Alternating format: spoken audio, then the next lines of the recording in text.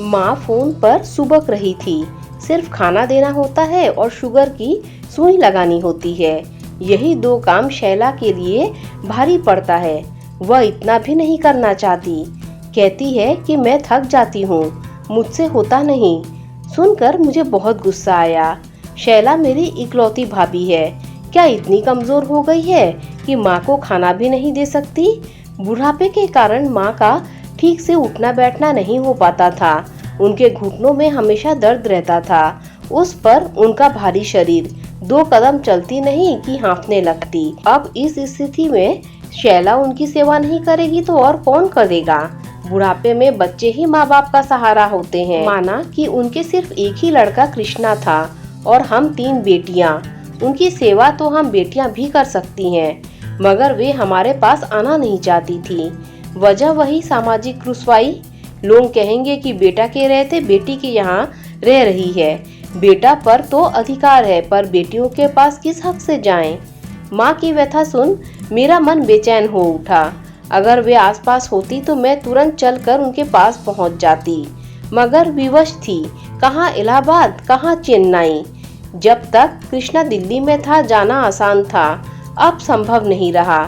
शैला दिन भर करती क्या है? बच्चों के स्कूल जाने के बाद उसके पास काम ही क्या रहता होगा? मेरा स्वर तल्ख था। सोती रहती है, कहती है मेरी तबीयत ठीक नहीं रहती। माँ बोली, तबीयत को क्या हुआ? जवान है, आपकी तरह बूढ़ी नहीं। कृष्णा का रवैया कैसा है? कृष्णा दिन भर ऑफिस में रहता है। ऑफिस के आने के बाद वह सीधे शैला के कमरे में चला जाता है। वहीं 1 घंटे नाश्ता पानी करने के बाद खुसुर फुसुर करता रहता है। वह तो उल्टा मुझे ही दोष देता है। क्या कहता है? यही कि मैं बिना वजह शैला से उलझती रहती हूँ। 72 वर्षीय महिला हैं आप, जरा सा टीका टिप्पणी कर ही दिया तो इसमें बुरा मानने की क्या जरूरत है? क्या वह बूढ़ी नहीं होगी? कहकर मैं सोचने लगी कि बुढ़ापे में आदमी अपने शरीर से परेशान हो जाता है। तमाम बीमारियां उसे घेर लेती हैं, जिसकी वजह से वह चिड़चिड़ा हो जाता है। माँ को हाई ब्लड प्रेशर के अलावा शुगर भी था। न उनमें पहले की तरह जोश था, न ही स्फूर्ति। कौन कमजोर होना चाहता है? आज का नौजवान जवानी के नशे में कल की सोचता नहीं है। अगर सोचता तो माँ की ऐसी हालत ना होती। मुझे शैला से ज्यादा कृष्णा पर क्रोध आ रहा था। वह वही कृष्णा था जिसे माँ देशी घी का लड्डू कहती थी। हम 3 बहनों में कृष्णा सबसे छोटा था, इसीलिए उसे माँ और हम सब का भरपूर लाड प्यार मिला। इसकी एक सबसे बड़ी वजह यह भी थी कि वह लड़का था। 3 लगातार बेटियां हुई तो माँ झल्ला गई। ऐसे में कृष्णा का आगमन अंधेरे में चिराग की तरह था। कृष्णा के आने के बाद माँ का सारा ध्यान उसी पर टिक गया। हम बहनें उनके लिए पहले ही बोझ थी, अब और हो गई। वे जब तब हमें डांटती रहती, मानो हमें देखना भी नहीं चाहती हो। कृष्णा को कोई अभाव ना हो, इसका हर वक्त उन्हें ख्याल रहता। माँ के इस रवैये से मेरा मन वेदना से भर जाता। इसके बावजूद भी मैं वही करती जो वो चाहती, सिर्फ इसीलिए कि वह मुझसे खुश रहे। घर का सारा काम करना, कृष्णा की सभी जरूरतों को पूरा करना, उसके बाद स्कूल की पढ़ाई करना, यह उतना आसान नहीं था मेरे लिए। मेरा बोझ हल्का तब हुआ जब मेरी बाप की 2 बहनें मेरे काम में हाथ बटाने लगी। आहिस्ता आहिस्ता समय सरकता रहा। फिर एक दिन ऐसा आया जब पापा को मेरी शादी की चिंता हुई। उस समय पढ़ाई पूरी करके मैं एक प्राइवेट स्कूल में पढ़ाने लगी थी। ट्यूशन व स्कूल की तनख्वाह से बटोरी हुई पूंजी और रिश्तेदारों की मदद से मेरी शादी हो गई। पापा ने फूटी कौड़ी भी खर्च नहीं की। वे अपने रुपए को लेकर हमेशा संशय में रहे। उनकी आंखों के सामने हमेशा कृष्णा का ही भविष्य घूमता। लिहाजा मेरी शादी चाहे जैसे लड़के से हो, मगर उनका 1 पैसा खर्च ना हो। ऐसा ही हुआ। मैंने भी इसे कुदरत का फैसला मानकर स्वीकार कर लिया। इस बीच मकान मालिक ने पापा को मकान खाली करने का अल्टीमेटम दे दिया। इस मकान में पापा 25 साल रहे, वह भी मामूली किराए पर। एकाएक इस समस्या ने उन्हें विचलित कर दिया। तभी उन्होंने मम्मी से राय मशवरा कर एक छोटा सा मकान खरीद लिया। जाहिर था इस मकान का वारिस कृष्णा ही बनेगा। पापा अपने इस फैसले से संतुष्ट थे। बाद में मजली बहन ने भी प्राइवेट स्कूल और ट्यूशन करके जो जमा पूंजी की, उसमें थोड़ा अपना रुपया पापा ने भी लगाकर उसकी शादी कर दी। रह गई तीसरी, किसी तरह उसे भी निपटाया। अब उनके लिए सिर्फ कृष्णा था। कृष्णा ने कोचिंग करने के लिए फीस मांगी तो पापा सहर्ष तैयार हो गए। वहीं जब मैंने कहा था तो साफ इनकार कर दिया था। कहने लगे कि हमारे पास इतना नहीं है कि तुम्हारे लिए कोचिंग करवा सके, जबकि मैं पढ़ने में काफी होशियार थी। कृष्णा एक नामी कंपनी में इंजीनियर बन गया। उसने आधुनिक जरूरतों का सारा सामान खरीद लिया। माँ पिताजी भी सभी कृष्णा की तरक्की से खुश थे। पापा को लगा कि उनका जीवन सार्थक हो गया। जब तक पापा जीवित थे सब ठीक ठाक था। एकाएक पापा दिवंगत हुए तो माँ को इलाहाबाद छोड़कर कृष्णा के पास रहना पड़ा। यहाँ उनकी देखभाल कौन करता? माँ बेटा बहू के पास नहीं रहना चाहती थी। वजह उन्हें अपने मकान और शहर से लगाव था, मगर इस उम्र में उनकी देखभाल कौन करेगा? मैं भले ही इलाहाबाद में रहती थी, मगर मेरा अपना घर था। रात बिरात उन्हें कुछ भी होता तो कौन मदद के लिए आएगा? यही सब सोचकर कृष्णा ने माँ को अपने पास बुला दिया। वे बेमन से चली गई। अपने शहर का सुख और ही होता है। सबसे बड़ी बात, सब जाना सुना होता है, माहौल के रंग रंग से वाकिफ होता है। बहरहाल साल में एक बार हम सब बहनें उनसे मिलने जरूर जाते। वापसी पर उनकी आंखें भीग जाती। कहती कि मन नहीं लगता, इलाहाबाद आना चाहती है। मैं कहती वहाँ अकेले रहना क्या आसान है? उम्र हो चली है, रात बिरात तबीयत बिगड़ेगी तब कौन होगा? यहाँ कम से कम कृष्णा है आपकी देखभाल के लिए। कृष्णा बदल गया है, माँ बोली। इस पर ज्यादा गौर मत किया करो, बदलाव सभी में आता है, कहकर मैं ऑटो में बैठने लगी। मैंने पीछे मुड़कर देखा। वे तब तक देखती रही जब तक ऑटो उनकी नजरों से ओझल नहीं हो गया। मुझे उनकी मनोदशा पर तरस आ रहा था। समय हमेशा एक जैसा नहीं होता। माँ सब कुछ पहले जैसा चाहती थी, पर क्या ऐसा हो सकता है? गाड़ी में बैठने के बाद हम बहनें थोड़ी फ्री हुई तो माँ को लेकर चर्चा हुई। माँ बार बार इलाहाबाद आने को कहती है, मजली बहन शिवानी बोली। माँ मजली बहन के सबसे करीब थी। क्या यह संभव है? मैं पूछी। चाहे जैसे भी हो, उन्हें उन्हीं के पास रहना होगा, इसी में उनकी भलाई है। कैसी बात करती हो दीदी?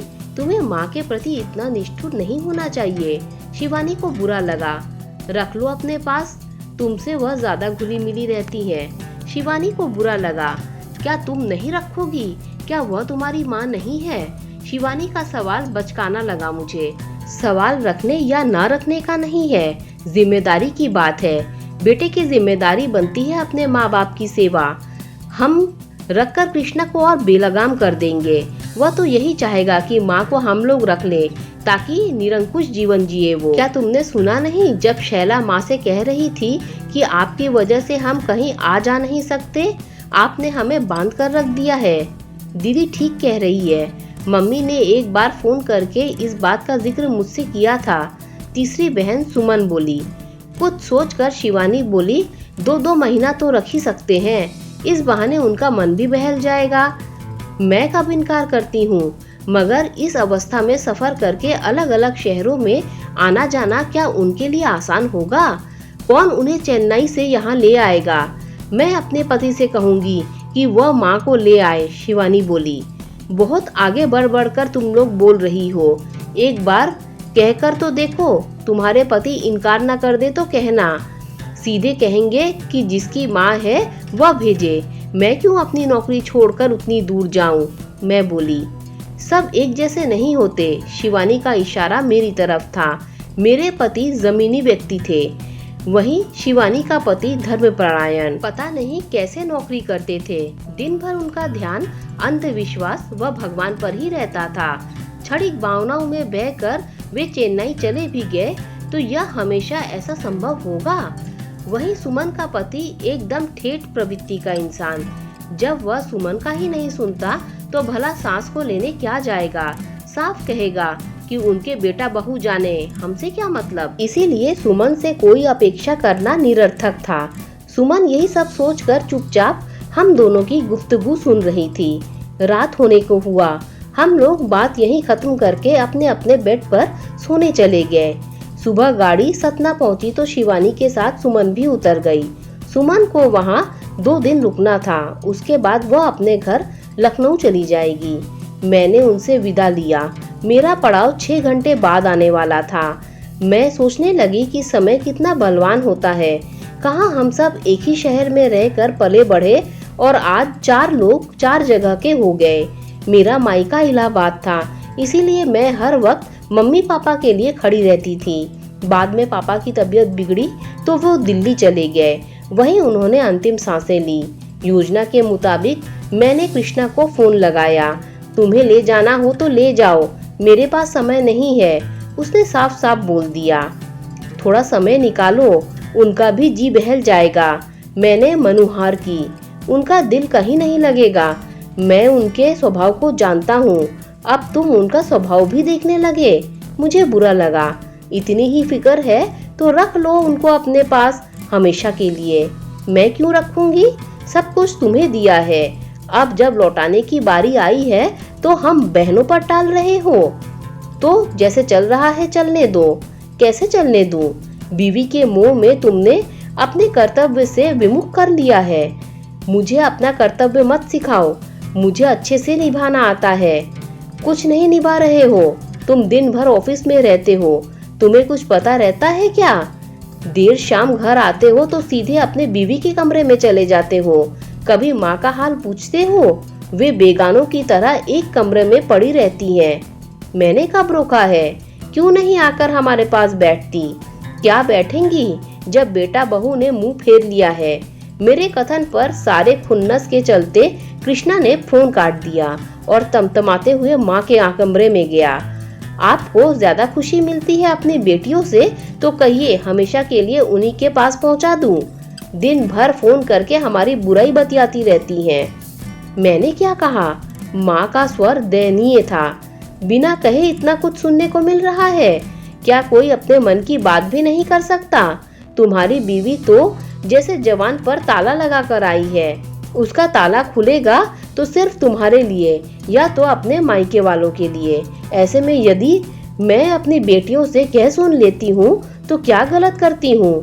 माँ ने भी तेवर कड़े किए। मैं आपसे बहस नहीं करना चाहता, आप चाहती क्या हैं? कृष्णा बोला।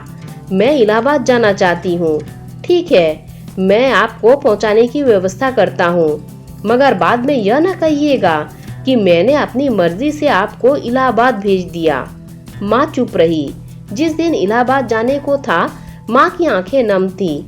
उन्हें अपने 2 पोतों का ख्याल आने लगा। बड़ा पोता 8 साल का था। बोला, दादी आप इलाहाबाद क्यों जा रही हैं? आपको सुई कौन लगाएगा? खाना कौन देगा? सुनकर माँ की आंखें डबडबाई। शैला खुश थी कि चलो इसी बहाने झंझट छूटा। अंदर से कृष्णा का मन भी बहुत मुदित था, क्योंकि वो जानता था कि इलाहाबाद में मैं तो हूँ ही।